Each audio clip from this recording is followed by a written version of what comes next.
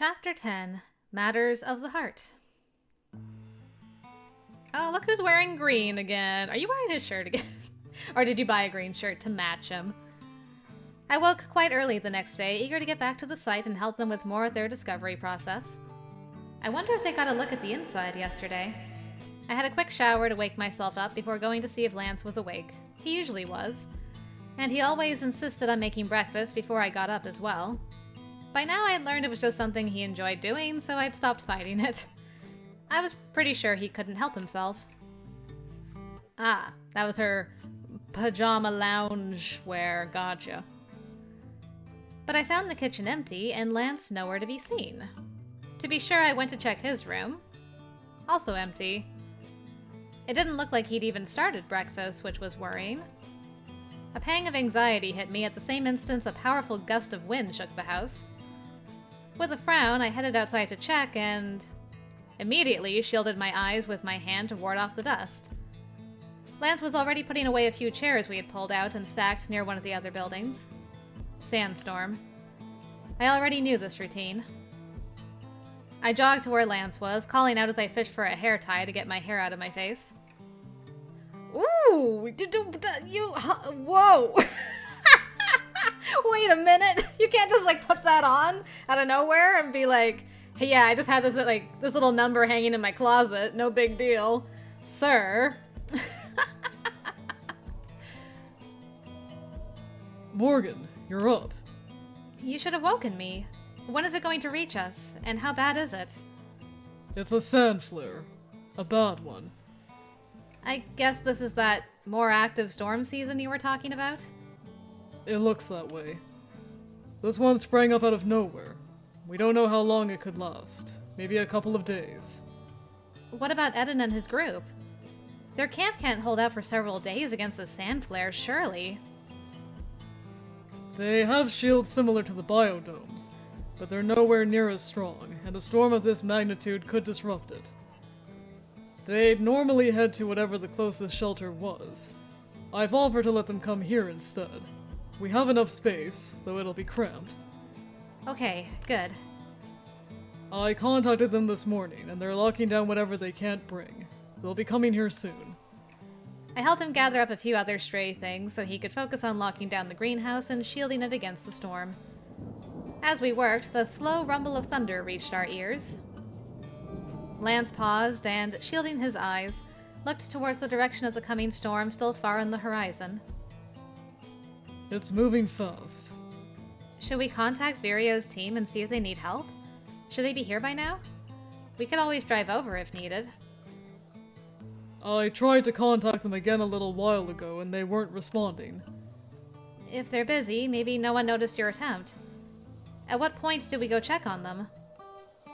I can give it a little longer, but if we can hear the thunder, it's already getting dangerous to be outside. I'll give it a little longer before I almost jumped in his arms when there was a bright flash and an almost instantaneous crash of thunder I felt rumble through my body from above and below. Are you alright? I am. That flash came from the direction of the camp. You don't think it hit near there, do you? I'll try to contact them again. I'll go check on them. That was too close. I started away from him without thinking, expanding my sphere at once. Morgan, wait! He probably guessed what I was planning, but as soon as the dig site became clear in my mind, I homed in on a wide, flat, and unobstructed spot and jumped. Wow, she just was like, no hesitation, I'm going. I staggered out of the vortex in a spot that was, at the very least, close to where I had planned to land. It was right outside the main area, right at the entrance to the caves.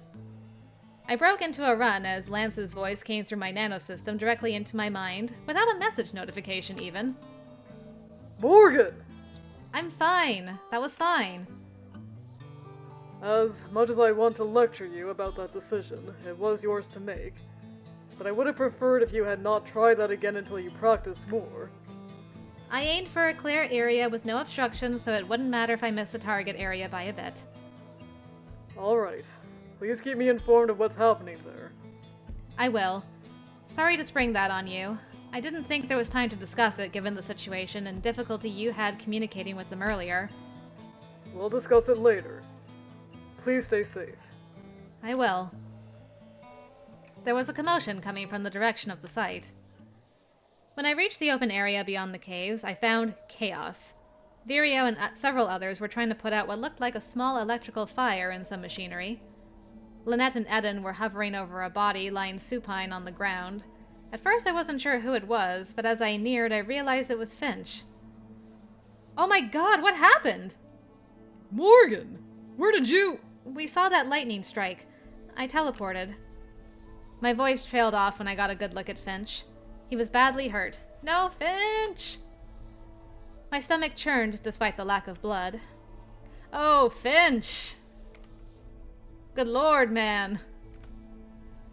There was extensive damage to his synthetic skin, burying the synthetic muscles and metallic glass frame beneath. Is he... He's not dead. Not yet. His power core is damaged and body functions are completely scrambled.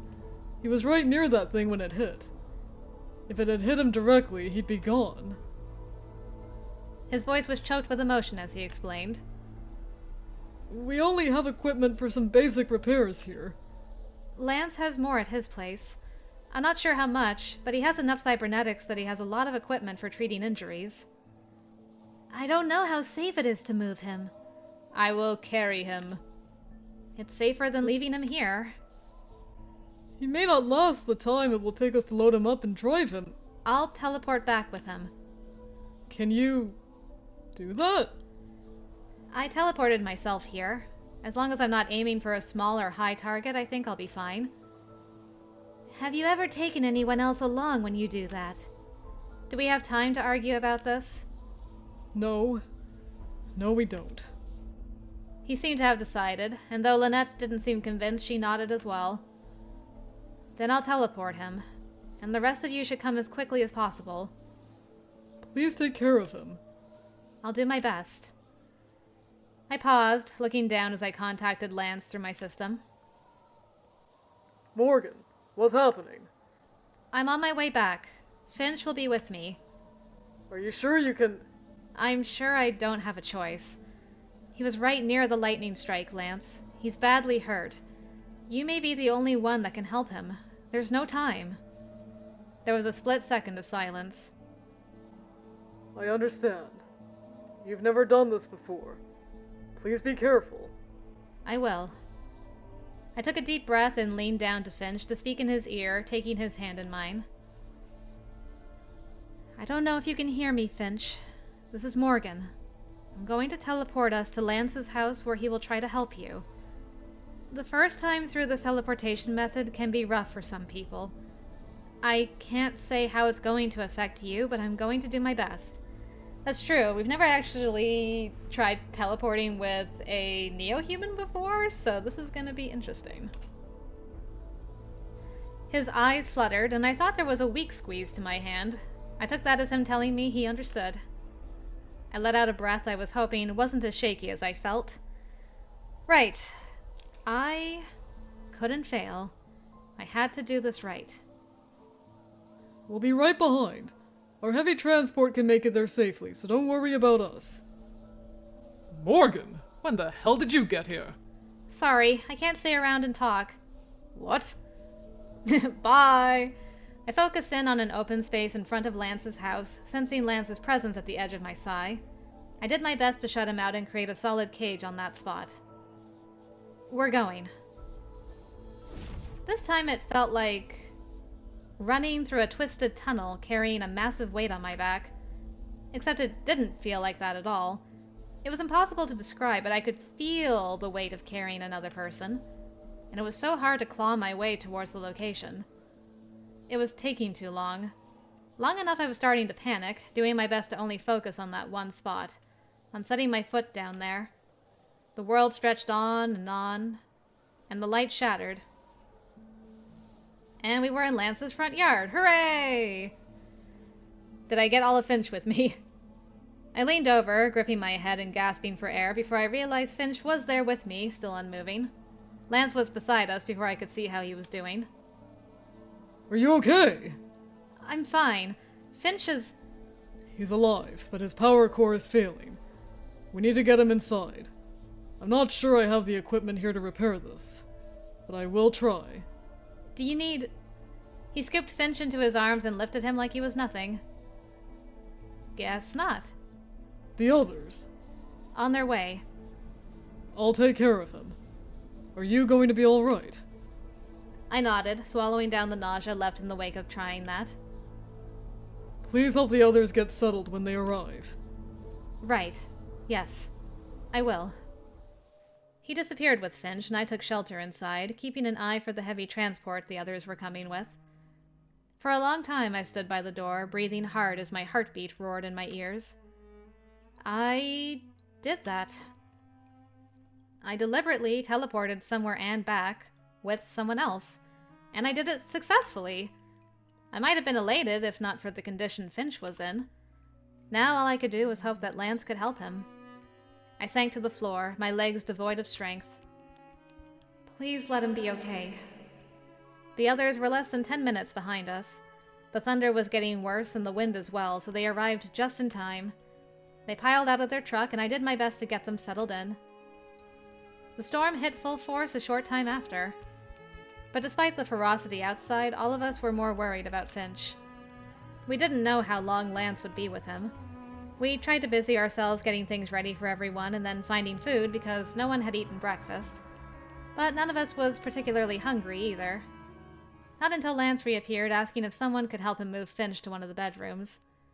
I think we were all just relieved he was still alive. Lance had stabilized the power core and repaired damages to the circulatory network. He infused Finch with some of his nanites as well, which would allow for enhancements to his body's limited self-repairing abilities. Dang. Infusing nanites, eh? He was stabilized, and his bioorganic components hadn't taken severe damage. Lance said he woke briefly, knew where he was, and could speak normally, but Lance put him in a dormant state, the neo-human equivalent of an induced coma. As soon as the storm was over, they'd have to get him back to a place that could address his injuries. He was alive and stable for now. That was the important part. All things considered, it was probably the best news possible. Eden turned away for a long time, scrubbing his eyes. Lynette as well. She had tears streaming down her face when she hugged me, thanking me and saying I'd saved his life. I didn't do anything. I mean, I did what anyone would have done. You did what none of the rest of us could have done. They're right. If he had come any later, it might have been too late. A neo-human's power core is like their heart. If it stops, it's difficult to get it going again, and I don't have a replacement here. His brain is mostly organic, without oxygen and fluids. And Finch also told me to thank you when he was awake. I didn't know what to do in the face of things like that. It was just the right thing to do. Lynette released me and turned back to Lance. Can we see him? After we move him here. But remember, he's dormant right now. He won't respond to anything. And don't be alarmed if it looks like he's not breathing. His respiratory rate is at the minimum needed for survival right now. Got it. Lance and Virio moved Finch together. Lance could carry him alone, but he probably wanted help so there was less jostling. As soon as the two of them were gone, I was left with a room of teary people, each of whom wanted to hug me and tell me how grateful they were. As much as my instinct was to tell them I didn't need thanks, I was reminded of an early conversation with Lance, back when we were still getting to know each other, about how reluctant humans sometimes were to accept gratitude. He'd had the same reaction after helping me, telling me he didn't need thanks, and I remembered how much gratitude I felt for him back then.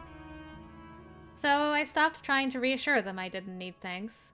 Instead, I said I was glad I could help. Good on you, girl. It is funny. It's really hard to just say you're welcome and accept thanks. A lot of our instinct is to play it off and be like, oh, I didn't do much. Anybody would have done it. But accepting thanks is a good practice to get into. For a while, there was too much to think about, and I didn't have time to pay attention to the storm. Until I did. But as the others got their things situated or went to sit with Finch, I found myself alone in the bedroom watching the dark, swirling sand outside and the flashes of lightning. Deep rumbles of thunder permeated everything. And as always, during these storms, it was like being cut off from the world. I settled back against the pillows, listening to nature raging outside. I must have dozed off at some point, despite the thunder. I was weirdly tired because of the teleporting thing earlier. Lance eventually found me there. I woke when he sat on the bed and sat up, rubbing my face. Everything's okay. I brought you something to eat. He slid the tray onto a table beside the bed. How are you? The others were asking about you. I'm okay. I guess I was a little tired after all the excitement earlier. The strain of teleporting 2 people over that distance would trouble some nights I know of, so I'm glad you took some time to rest. You were aware it was risky trying to teleport not just yourself, but a passenger as well, and you did it without even considering the consequences. It was very brave. I don't know about brave. It was necessary. He set a hand on my cheek, thumb moving across my skin in a gentle caress. I closed my eyes, leaning into that touch. I'm glad it turned out okay. You have a considerable range, but even so, I'm sure there was a lot of mental strain. Moving 2 people was harder than I expected. But I'm surprised I could sleep at all with this storm. I suppose that's just how tired you were. I thought you might be hungry. Thank you. Of course, always affectionate. We want to know how our boy's doing. How are you doing? We haven't talked much today. Me? I'm fine, of course. Are you sure? Having someone's life suddenly thrust into your hands can't be easy. Though I guess it's not the first time. I moved back on the bed, patting it so he could join me. He smiled and did so, sidling alongside me and pulling the tray of food onto his lap. It's not. But, like you, I can only do what anyone would do. My best. I leaned my head on his shoulder, stealing a cherry tomato from the plate, though somehow I wasn't all that hungry. It would be nice to stay like this a while. It feels patronizing to say it, but I'm proud of you. It was reckless, but you did well today. Thanks. I'm glad I could help. Everyone else feels that way too. He slid one of his arms around my shoulders, pulling me closer to him. I was so worried about you. It's been a long time since I felt that level of personal concern for someone. I'm sorry I worried you. There's no need to apologize for that. You're all right. Finch is all right. And that's what matters. I straightened and stretched my arms over my head, trying to twist the kinks out of my neck and shoulders. Life never lets up, does it? When life lets up, that's usually because it's over. Yeesh. Sad but true. Well, that's depressing. Then let's talk about something else. I glanced to the door of the room. It's awfully quiet out there. Where is everyone? They said they don't wish to disturb us, so they all retired to the side building. I told them that's ridiculous and they're not disturbing us, but they're staying over there anyway. And the storm? Well, you can see it, though you slept right through a bad patch. It's quieted down a little now. I crawled out of bed and went to peer out the window. Like earlier, there was almost no visibility at all. Occasional flashes and soft thunder rumbles. Would be nice if we had a mini biodome to protect us. Why aren't there any out this far anyway? There were a few domes in the Twilight region. Most were destroyed. Their remnants are far from here, though. It was easier to power large cities from the sun or the geothermal vents on the night side, so most of the structures in the wastes moved underground, at least during that time. Parts of the Nomos cities are protected by domes. It's a bit more difficult for a small habitat like this, and I never needed it before, though now I'm questioning that decision. You don't have to do it on my account. I'm getting used to these storms. Ah! At that moment, there was a flash of lightning close enough I heard the thin electric crackle. A thin electric crackle, a split second before thunder ripped through the air, vibrating everything in the room. I let out a yelp and almost climbed onto Lance in panic before I even realized what I'd done. He just stood there, letting me cling to him and doing a terrible job of holding back a laugh. Yeah, you're getting real used to it, hmm? That wasn't fair. It was way closer than the others. Then maybe I should be grateful. He leaned his head close and pressed a soft kiss to my lips. Dong. Well, okay. This wasn't too bad. Half forgetting one of my legs was wrapped tight around him, I slid my hands to the back of his neck and kissed him back. Storm forgotten, Lance held me close to him, taking the time to let his lips linger against mine, his tongue brushing my lips before seeking entry. A melting warmth flowed into me as his taste filled my head. I really hope the food on his lap doesn't just fall everywhere. That's all I'm thinking about. I'm like, the food on the lap, though.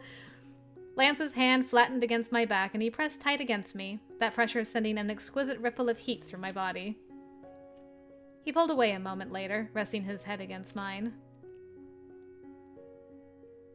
Maybe I should forgo the shield if it means I lose the opportunity to distract you when the lightning startles you.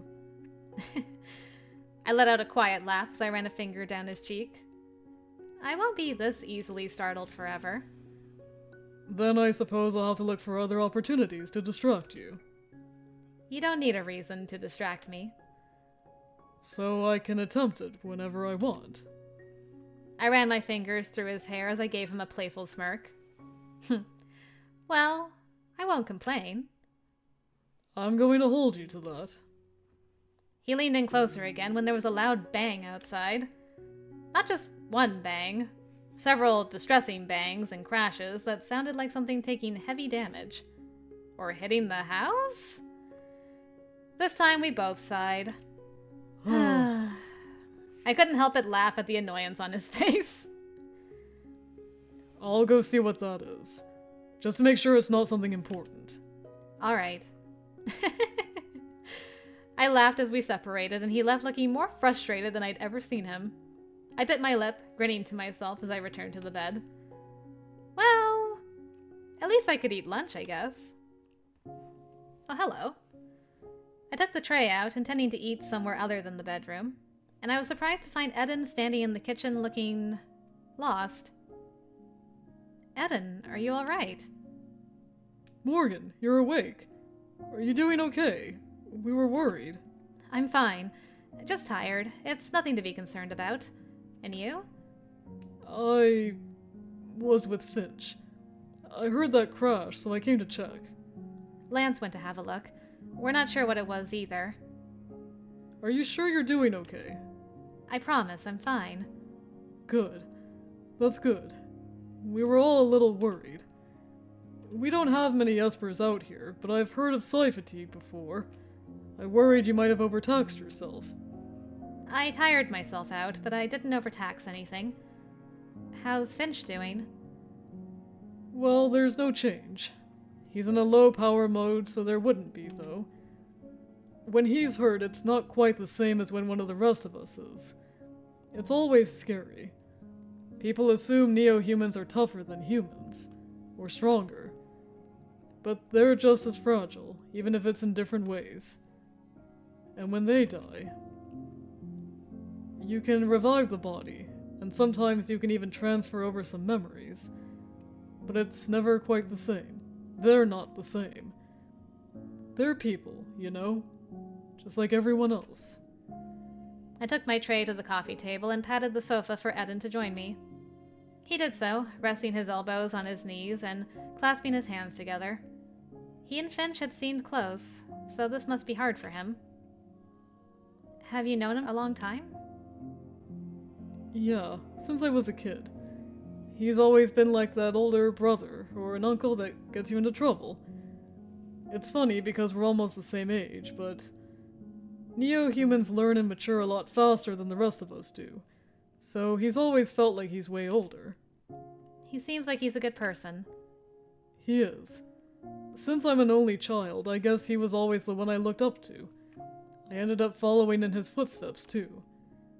Coming out here, working with the others. It's all because of him. I'm sure he's going to be okay. Thanks to you and Lance. There wasn't a thing I could do for him. If you weren't here... If I wasn't here, you wouldn't have known about the dig site. So you wouldn't be here either. That's... I know what it's like to feel powerless in a situation you can't control, but you can't beat yourself up for having limitations. No one is all-powerful, Eden. Not even Espers. The door opened again and Lance stepped through. I watched him pull off the protective gear he'd thrown on before he went out. How is it out there? Very windy. I can see that, Lance. I'm not sure what that crash was. I saw nothing, but... Well, you can't see anything. But I didn't sense anything out of place within my sphere. Okay. Weird. I checked around the buildings as much as possible to make sure nothing important was damaged. It didn't seem so, but I still don't know what that sound was. I suppose we'll find out after the storm passes. I hope the damage isn't too bad, whatever it was. As do I. Well, if everything's okay, I'll be going to see how the others are doing. I'm glad you're okay, Morgan. You can tell the others they don't have to stay in there. We don't mind having company. I'll tell them. I guess everyone's a little numb still. I understand. Sometimes it's best to be around family when dealing with a difficult situation. But I hope everyone will at least have dinner with us. I think it would be... Well, I'll let all of you decide. But I was hoping to cook for everyone if they wanted. I'm sure no one is going to turn down your cooking, Lance. I'll let them know.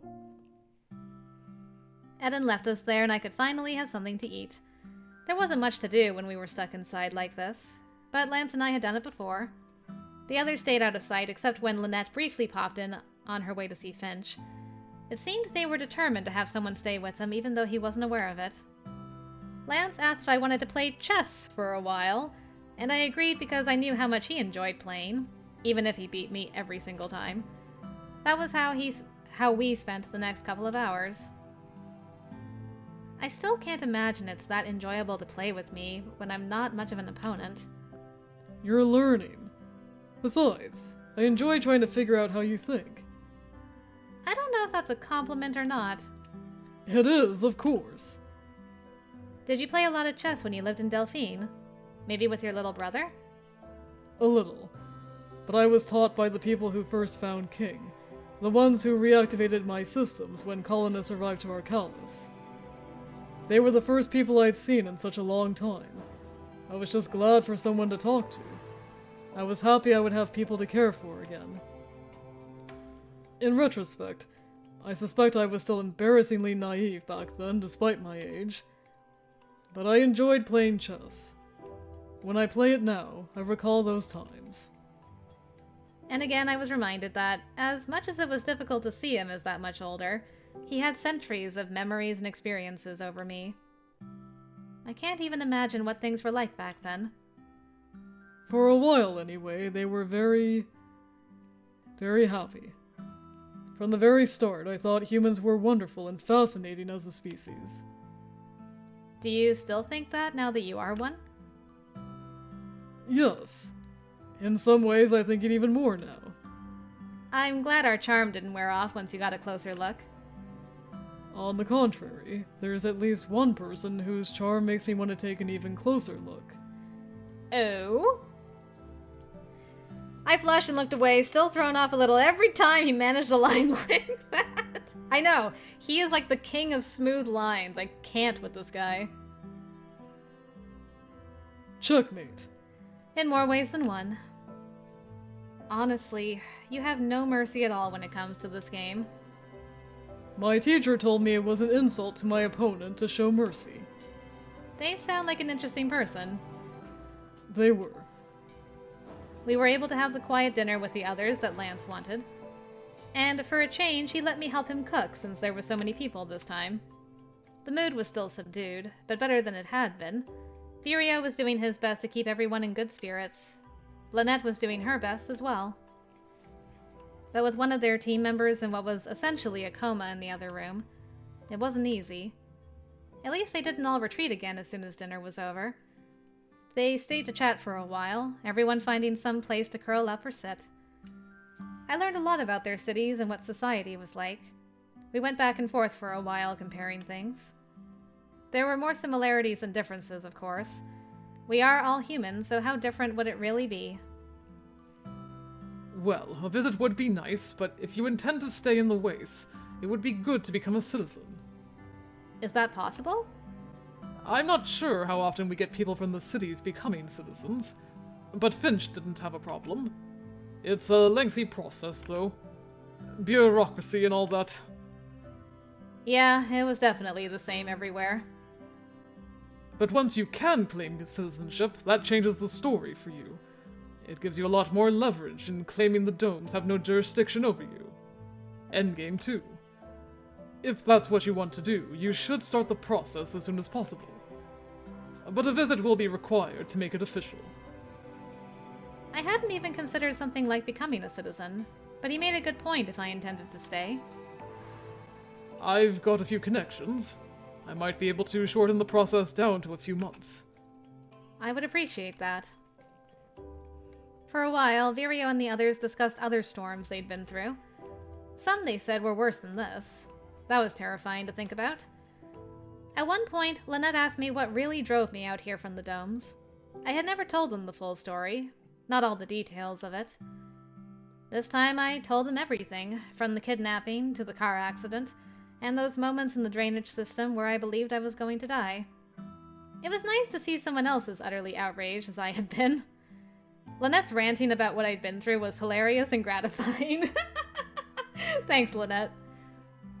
She also insisted it was poetic justice that I had wrecked Jack's car, because that boy was definitely not trustworthy.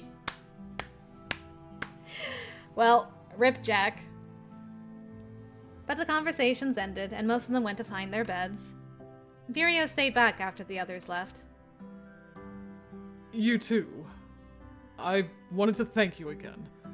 Lance, I know you always do everything you can for others, so I reckon you don't want to hear it. But Morgan, your quick thinking and willingness to help save a friend's life, I owe you a debt for that. And before you say I don't, I do. When you get that citizenship settled, I'd like to offer you a position on our team. You can be assigned to the nearby dig so you don't have to travel for a while. I want you to know that if you want to stay out here, I'll do everything I can to make sure it'll work out for you. He pulled me into an embrace that swallowed me. Oh my goodness, Vireo! You're a good kid, and we'd be lucky to have you. My eyes were a little misty when he retreated at last, leaving Lance and I alone again. Lance had done most of the work. All the important work, anyway. But I suppose it was because they knew him, where I was a stranger. Either way, it was nice to know they would help me stay here. A little while later, I was watching Lance spread blankets on the sofa and arrange the pillows as we prepared to go to bed. I don't like it.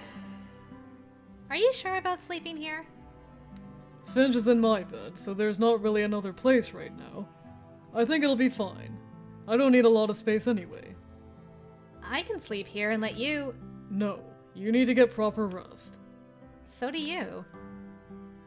Why don't we just share? My bed is big enough for two. I don't know if that... We're both adults. There shouldn't be a problem with sharing a sleeping space for one night. Or two, if the storm lasts. Yeah, I mean, her and Jack shared a bed for a while before shenanigans happened. You can outlast Jack, can't you, Lance? As the sentence is coming out of my mouth, I'm like, oh no, abort, pull it back, pull it in. I'm like, nope, we're already halfway through. It's just bleh.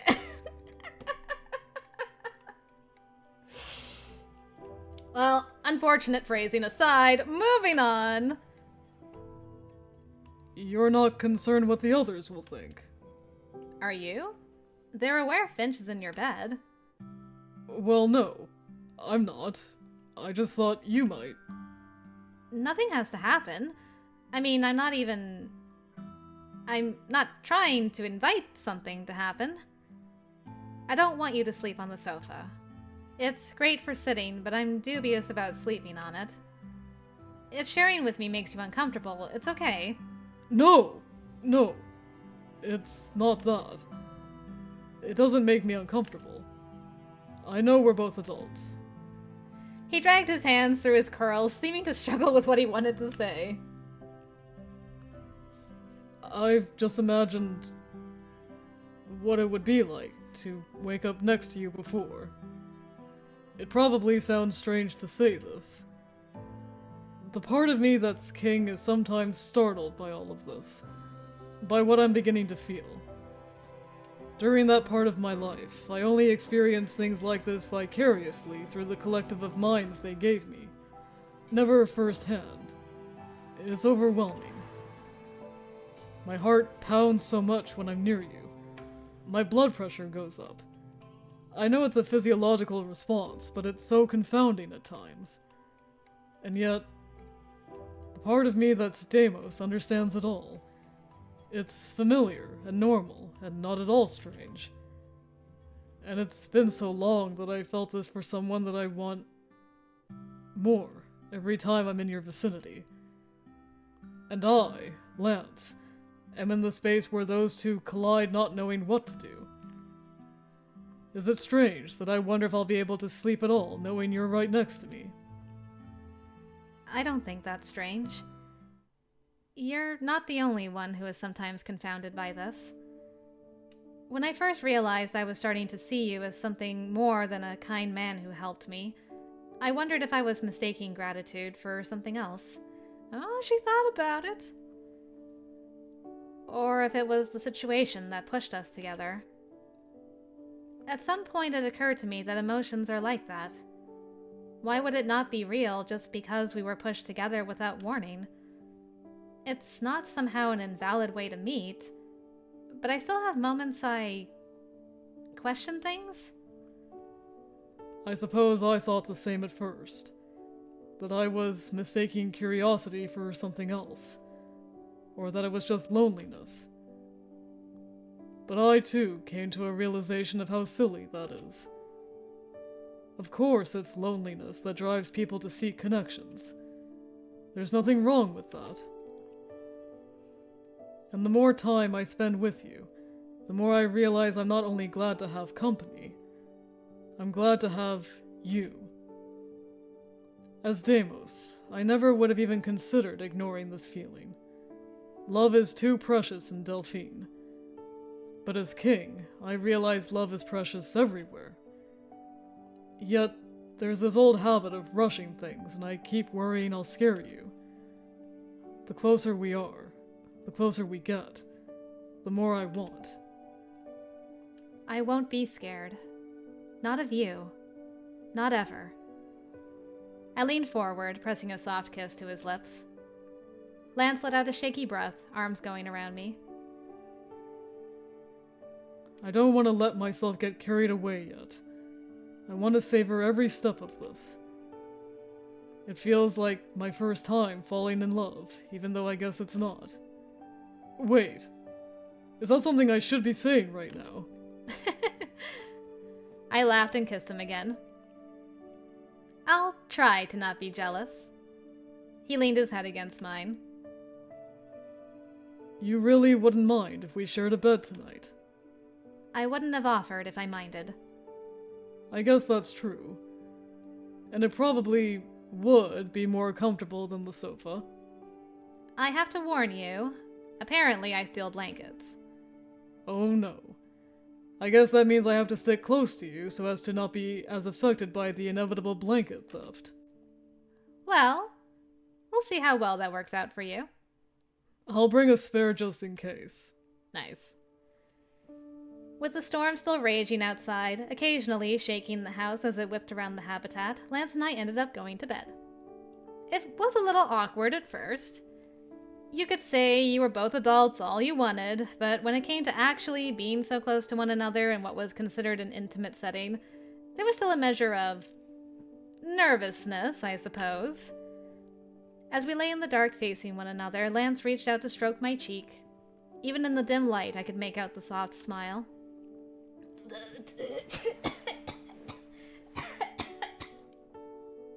I was mid-swallow and I'd like choked when I saw he wasn't wearing a shirt.